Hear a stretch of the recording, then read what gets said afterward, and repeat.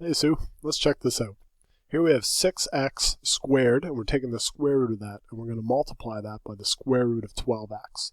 What we're going to do here is we're going to use the product rule. Now, the reason why we're doing this is because 6 and 12 aren't perfect squares, so therefore they are irrational numbers, which we don't really want to mess with.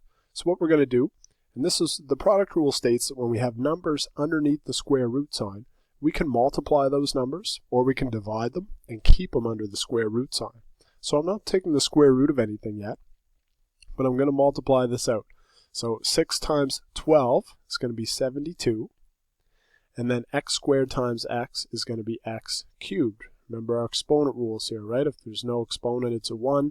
We're multiplying same base, so we add the exponents.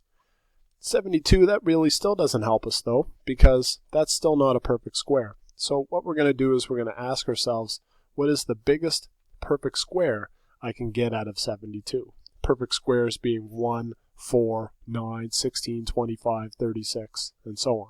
And the answer is actually 36. So what I can do is I can do the opposite now of the product rule, and I can break this down. So I'm going to rewrite this. Let me do it on another line. I'm going to rewrite this as the square root of 36 times the square root of 2, because 36 times 2 equals root 72. I'm then going to do the same thing with the x's. So x cubed I'm going to write as the square root of x squared times x. Again, I'm kind of doing, the opposite of the product rule here. The reason being is that any variable squared is a perfect square already. Okay? So that's the beauty of this. Square root of 36 is a perfect square. Square root of x squared is a perfect square, so I can go ahead and evaluate those. The square root of 36 is 6, square root of x squared is x, and now all this mess in blue, these are irrational numbers. I can't do anything with that. Okay, so I'm just going to kind of multiply those two together, and 2x will go underneath. So I can take the square root here, and I can take the square root here. By convention, we list those numbers first. Those are now, just real whole numbers or variables.